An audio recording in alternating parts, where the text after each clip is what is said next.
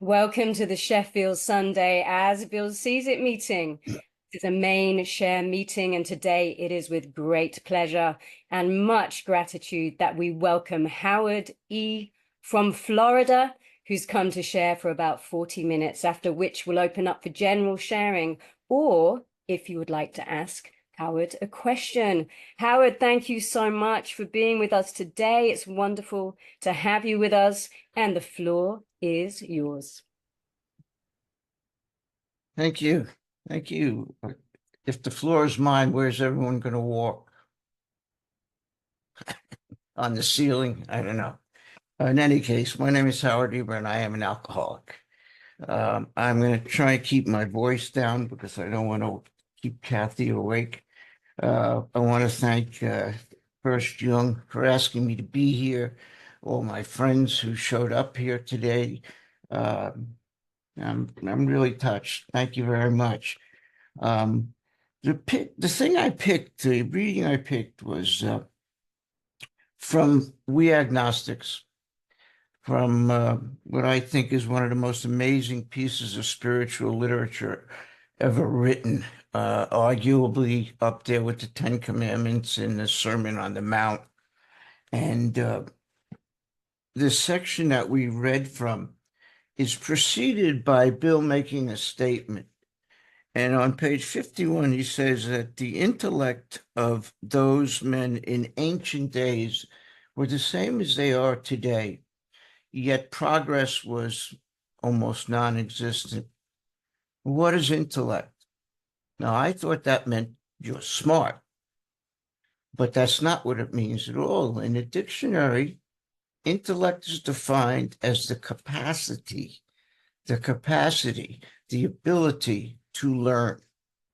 So if men in ancient times had the same capacity as we do, why is it took hundreds and hundreds of years to come up with, well, what did they come up with? Fire, the wheel, that was a big one, the wheel, the printing press, gunpowder. Took hundreds of years to develop all of those things. Why? Why was it so slow? What about today?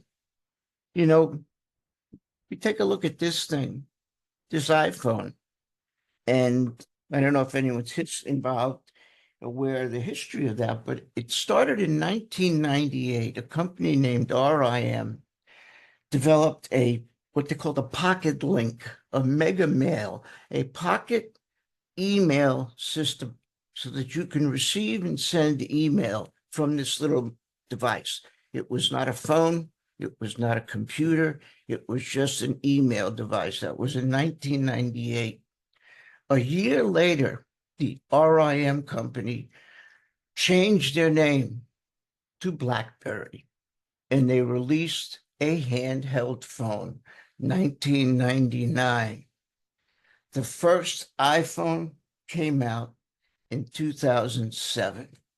So from a simple device that sent and received email to this extraordinarily compact computer, 9 years. 9 years. Why are we able to learn and develop things so much faster than they did? Well, in the reading today, it mentions three things: superstition, tradition, and fixed ideas.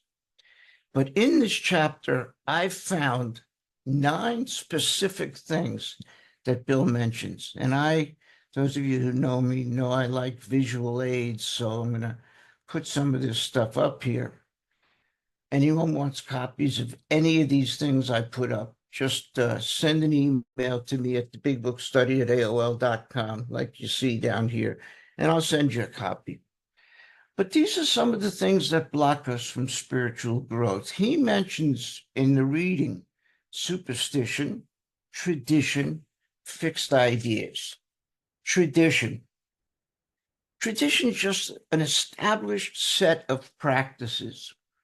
When I started to work at this last dealership I worked at, and some of you know me, I spent 40 some odd years in the car business before I retired.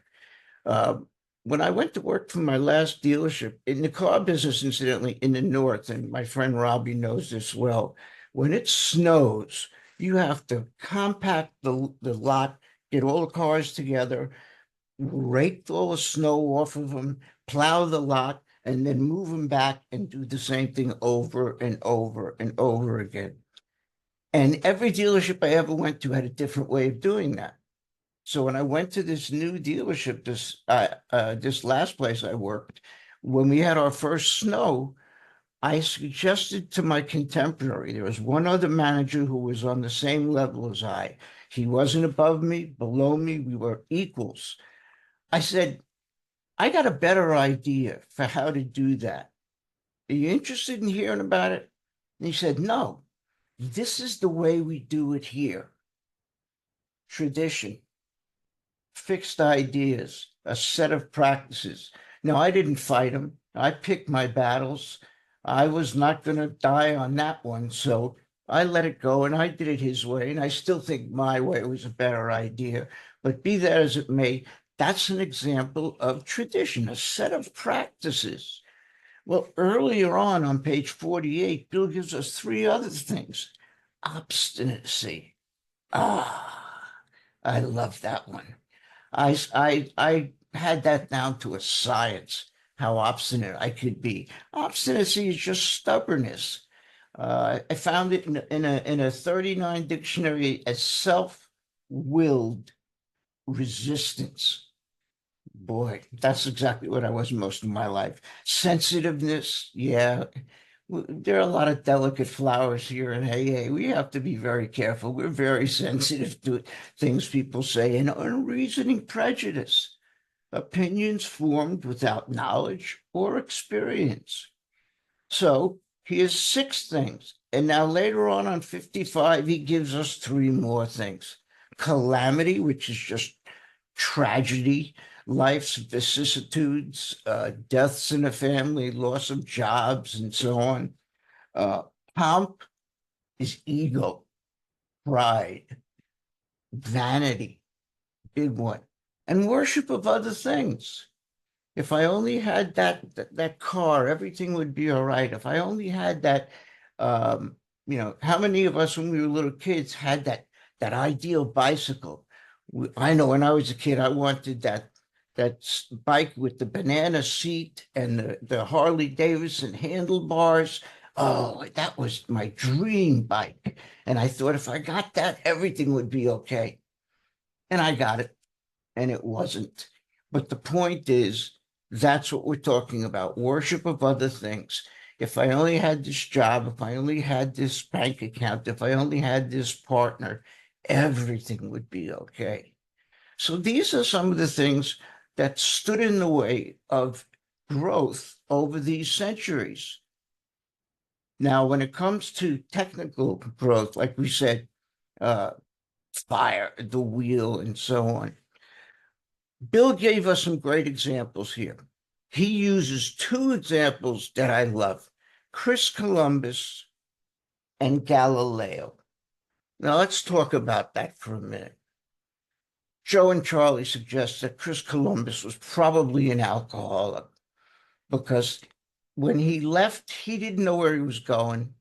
When he got there, he didn't know where he was. And when he came back, he didn't know where he'd been. So it sounds like an alcoholic, right?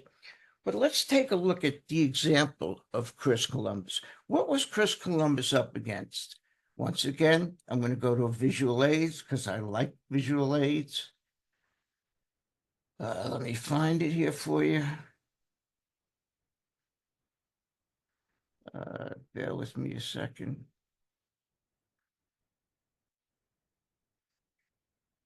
Okay. This is the world in the days of Christopher Columbus. This was it. The world was flat. And Chris was over here on this side of the world by Portugal and Spain. And they wanted to get over here to the other side, to the East Indies in China, where they would get silk and gold and so on. And the only way to get there was either across land, across Turkey, through the Mediterranean, over Russia, into China, takes months, maybe years. Another way was to go by sea, which was under South America, across by Australia, up through the Philippines and Indonesia. Again, takes years. Now, Chris had an idea that he wanted to get to the east, right? He's over here on the left side of this picture. He's in the west. He wanted to get to the east. So his idea was, I could sail west to get to the east, which means going around the back part of this picture, which means it's not flat. The world believed that everyone at that time believed the world was flat. And a nonsensical idea like sailing east to go west to go east rather, was preposterous. You'll fall off the edge. Those were the sets of customs, traditions, fixed ideas that Christopher Columbus had to deal with. And he had these new ideas that met with enormous resistance. And the lesson of Chris Columbus is a great example of how we change. This book that we're reading from is a textbook. It tells us how to change. And in it, Bill gives us some examples. In this chapter, there are several, and he lays out this little formula for change. And let me put that up for you.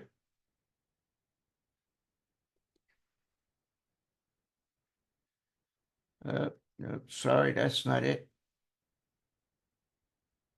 Here it is. Okay. How do you change? First thing, you got to be willing to change. Chris Columbus was willing to change because he wanted to find a shortcut to the east. So he figured to sail around the back part of the world, and that would mean it's round. He had a willingness. Now, based on that willingness, what does he do? Well, he has a belief that he can do it. It's one thing to think I can do it. It's another thing to believe I can do it. And he believed he could do it, which became our step 2. For change, you got to be willing to change. You got to believe you can change. And then once you believe you can change, what do you got to do? You have to make a decision to do something that changes you, that changes whatever it is you're looking to change. So he made a decision. I'm going to sail east by going west, and I'm going to get somebody to pay for this thing. He got turned down a few times. He finally got accepted by Queen Isabella, and she wrote out the check, and he got the ships together. So he made a decision, and then what did he do? He took action. In order to change, you have to act on that decision. So he made a decision. He built the ships. He got them ready to go. And then what did he do? He sailed across the sea, and he found the other side of the world. It wasn't what he thought it was, but he found it, which means he got results. His actions have had an effect. He had a willingness. He believed he could do it. He made a decision. He took action, and he got results. Does that sound like our formula for change? You know, Joe and Charlie have a great story where they talk about, you know, even though Chris believed that the world was round, on the first trip over to America, he probably took a sailor and put him on the bow of one of the lead ships and gave him a little lantern like this and said, I want you to go up there during the night. And if you see the edge of this thing, I want you to start screaming like crazy so we could turn this sucker around. See, he believed, but he wasn't certain. On the way back, he didn't need the lantern. He didn't need the sailor on the boat. You know why? He didn't believe anymore. He knew. He has faith. So this is what you're up against when you want to change. Now, the other example that's given is Galileo. Galileo believed in Copernicanism. I'm not even sure if I'm pronouncing it right, but basically his belief was that the universe rotated around the sun. The Catholic Church at the time believed that the universe was geocentric. It revolved around Earth because God created man and then he created everything else. So that means Earth was first and then he worked out from there. Now, the Catholic Church didn't like Galileo's ideas, and Galileo refused to recant. And the truth of the matter is, Galileo was probably had more ego problems than anything else because the Catholic Church offered him a way out. They gave him a compromise. We're willing to accept that that might be a possibility, but Galileo was stubborn. Galileo wanted the literature changed. He wanted everything to change. And he was put away for it and he recanted. But the point being, the church had fixed ideas, superstitions, fixed ideas. This is the way things are. This is the way we do it. Well, when it comes to the realm of the spirit, aren't we the same way? I was when I came in here. I didn't want to hear about a higher power. And then you had to point out to me the obvious that I'm here because I put my life in the hands of a higher power. It was destructive power. It was the alcohol and the drugs that were ruling, controlling, and dominating my life. So the concept of a higher power wasn't that foreign to me. But I wasn't ready, based on the baggage that I brought in here, to accept what you're telling me as God. When I was 14, my mom passed away. And the way it was explained to me by my dad was God must have wanted her very much. And I thought, what a selfish son of a bitch. How cruel, how mean. That's just the person you want me to turn my life over to? The person who took away my mother from me and from my 9-year-old brother because he needed her more than we did? Didn't go over well. I also had an older cousin who I looked up to as the big brother I never had, who sexually molested me. So I put my trust in this older brother, and this is what I get for it. So I wasn't that real keen on the idea of believing in a beneficial higher power because my experience, my past history, my prejudice, my misconceptions were so deeply rooted that I couldn't accept that. And what I did was, and I do this with the people I work with because it works so well, is one of my first mentors told me, why don't you sit down with a pad and a pen and write down the qualities you would like your higher power to have.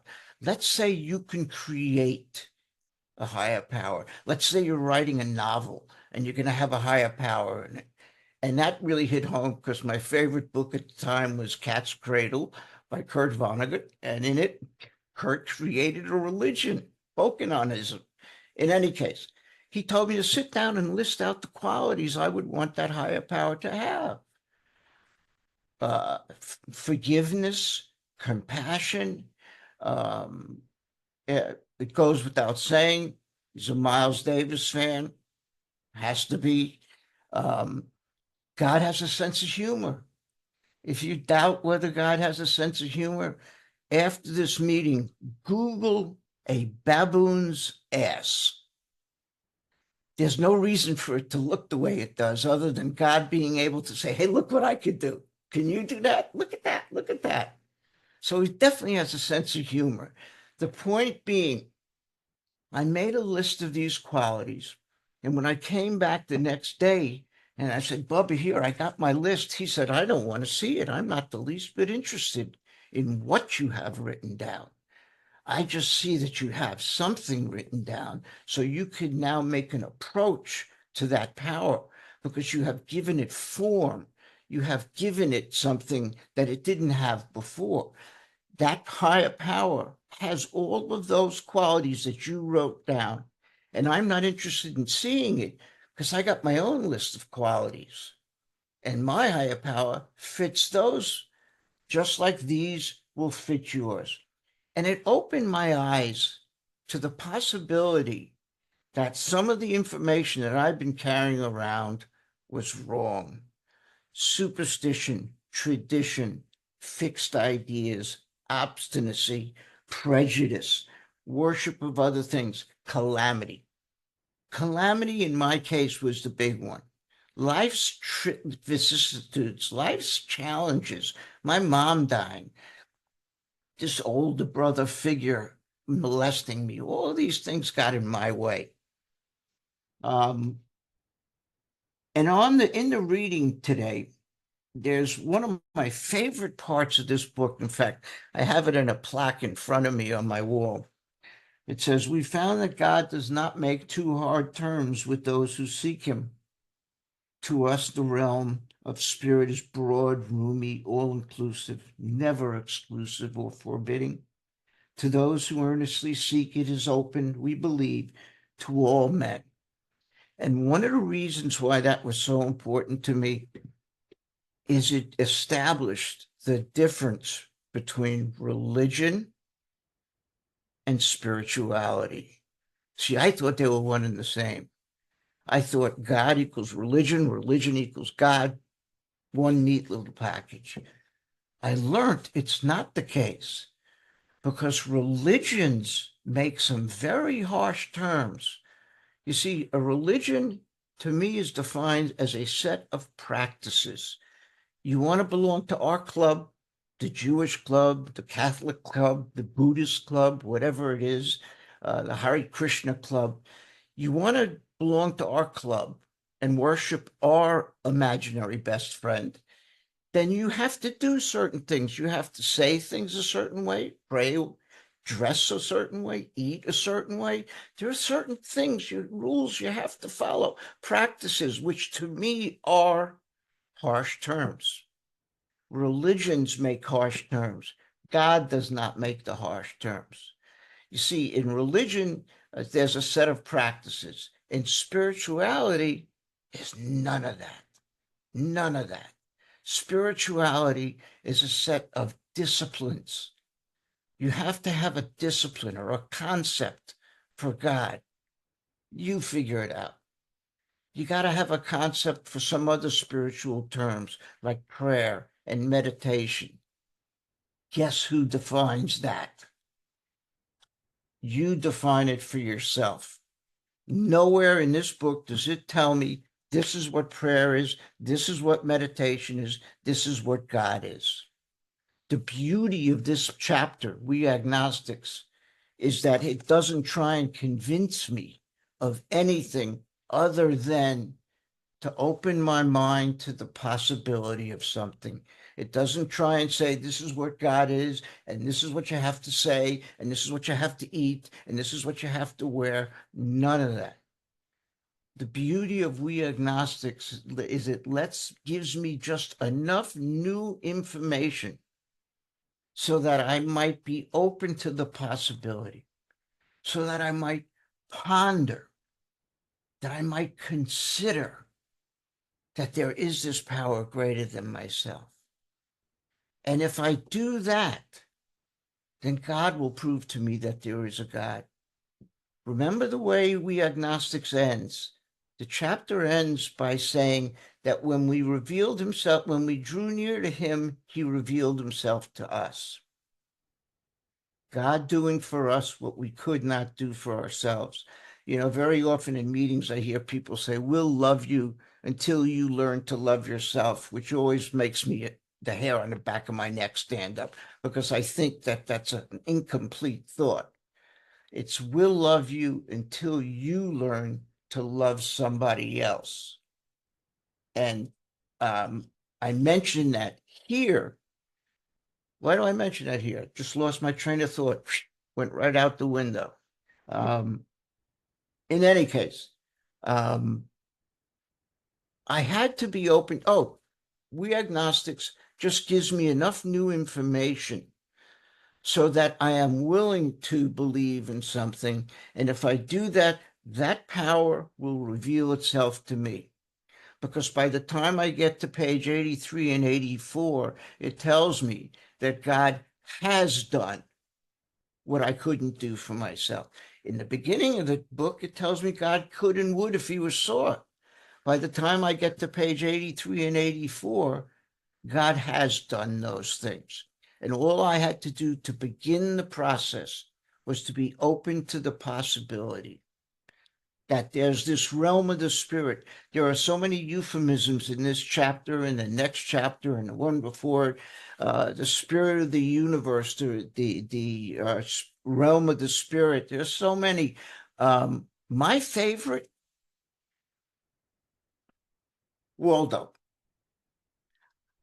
I think that we should rename the chapter We Agnostics and call it Where's Waldo? Because isn't that what that chapter's about? If you think about it, if you know the book Where's Waldo, I think in the UK it's Wally, right? Where's Wally? They have these pictures with enormously complex little figures in it, and your job is to find Waldo or Wally in this big picture. Isn't that what We Agnostics is? Find Waldo. So I'm going to call my higher power Wally or Waldo, and that's my right. You have your right to call him whatever you want. I'm a big Mel Brooks fan, and Mel Brooks had a routine he used to do with Carl Reiner called the 1,000-Year-Old Man, where he played this 1,000-year-old man, and Carl Reiner was a newspaper reporter interviewing him, and he asked him questions about what it was like back then. And one of the questions he asked is, how did the concept of God come about? What did you do back in the caveman days for God? So the 2,000-year-old man said, well, we called him Phil. Why did you call him Phil? Because Phil was the biggest, the strongest, the toughest guy that lived in the cave. So we worshiped him. We said, oh, Phil, don't hurt us, Phil. Phil, please provide us with food and go get us animals to eat. Phil, do this and Phil, do that. So we worshiped Phil. So the reporter asked, what happened to Phil? So the 2,000-year-old man said, he got struck by lightning. And we realized, uh-oh, there's something bigger than Phil. And that's what We Agnostics is teaching me. There's something bigger than Phil out there. And if I open my mind to that possibility, I could call him whatever I want. Realm of the spirit, God. God, I think, is the easiest, most recognizable word. But to a lot of us, myself included in the beginning, that was a problem. So we used other words, other euphemisms. But this last quote on this page is so important because it just tells me that nobody is going to tell me the terms that my higher power is going to set. My higher power wants me to behave in a certain way, I believe. On page 61, it begins by telling me that even in my best moments, when my motives are good, I'm a source of conflict rather than harmony. So when I want to know what's God's will for me today, I don't ask myself to do the next right thing. Drives me crazy when people say, just do the next right thing. If I knew what the next right thing was, I wouldn't be here. So doing the next right thing to me is inviting my mind in. And the last thing I need showing up at any moment is my mind, the predator. I don't need that coming in here. See, I'm connected like an umbilical cord, right, to this thing called self. And I have to be free of that thing. And that's one of the things that this teaches me, is that I can be, by asking myself, is what I'm about to do going to create conflict or confusion? what's God's will for me? He doesn't want me to create confusion. So obviously it's to create to create harmony. I said conflict or confusion. I'm sorry. I meant harmony or confusion. How do I know what God's will is? Not just do the next right thing. Is it going to create harmony? Is it going to create confusion? Now, after a while, and I learned about the Oxford groups, I added 4 other words. I added, is it pure? Is it honest? Is it unselfish? Is it loving? So now I have 5 words. To know what God's will is for me, I ask myself, is it going to create confusion or harmony? Is it going to be pure, honest, unselfish, and loving? And then by the time I get to page 83 and 84, I've added a whole bunch of other words: tolerant, compassionate, patient, forgiving, humble, with love and goodwill towards my fellow man. And when I want to know what God's will for me is today, I ask myself, is it consistent with those things? Those aren't very harsh terms when it comes right down to it. And nobody set them. That's what I live by. Those are the morals and the codes that I live by as a result of a spiritual awakening that I had as a result of the 12 steps. It begins with my recognizing that there is this power.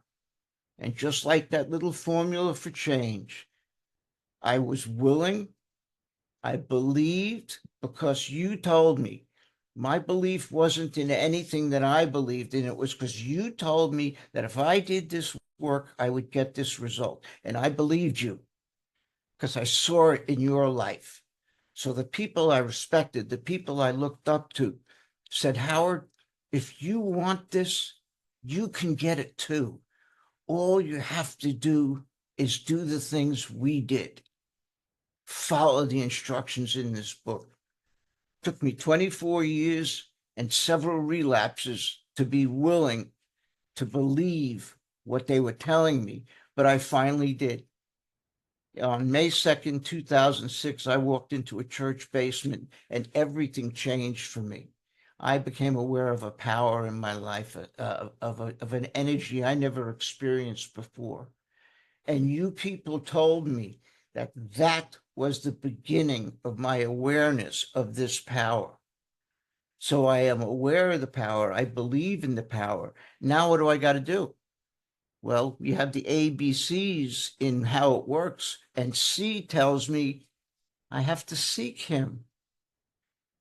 Now, Mark Houston talks about, this notion of looking for God. We got to stop looking for God. See, we look for God with the wrong organ.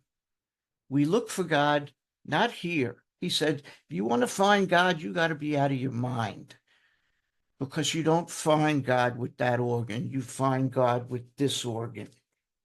And you don't look out here, because page 55 of this book taught me that God is innate, that God is in me. I was born with that power inside of me. And what I have to do is not let God in. I have to clear away the clutter that's accumulated on my soul so that God can get out. And I do that by working these 12 steps. And I am not prejudiced. I am not superstitious. I don't have any fixed ideas anymore. I was willing to believe what you told me. So I did what you told me to do. And you know what? By the time I got to the 12th step, I didn't believe anymore. I knew. I knew. I had faith, because that's what faith is about. Faith is knowledge. Faith is certainty. Belief is hope. Belief is, in a sense, suspicion, but it's not conviction. I establish faith by experience. I begin with belief. I make a decision to do certain things. Those things produce results. The results tell me, oh, there is that power. Now I know. I don't believe, I know. I have faith. And that's what we're talking about on this page here, is to set aside all of these things we think we know. There are instructions in the book for how to find that power. And it begins with setting aside prejudice, setting aside superstition, setting aside tradition, setting aside fixed ideas, setting aside all of those things that we listed before, pomp and worship of other things. Set aside the things I think I know and be willing to learn. Because the realm of the spirit is broad, it is wide, it is open to every one of us. All we have to do is take ourselves out of the picture and be willing to believe in what we're told and what we see. One of the big things about we agnostics is we saw these changes in people and we told ourselves it wasn't so. Because we had to reason, we had to use our logic, and it didn't make sense what you people were talking about. But I saw the results, and that allowed me to believe. And based on that belief, I wound up taking action and I established a faith. So I don't want to just keep rambling here. I know I'm probably a little bit short of the time you gave me. It's an exception when I am running short. I'm usually eating up extra time. But I want to thank you guys for having me. Young, again, thank you for inviting me. Thank all my friends. God bless you all. Peace.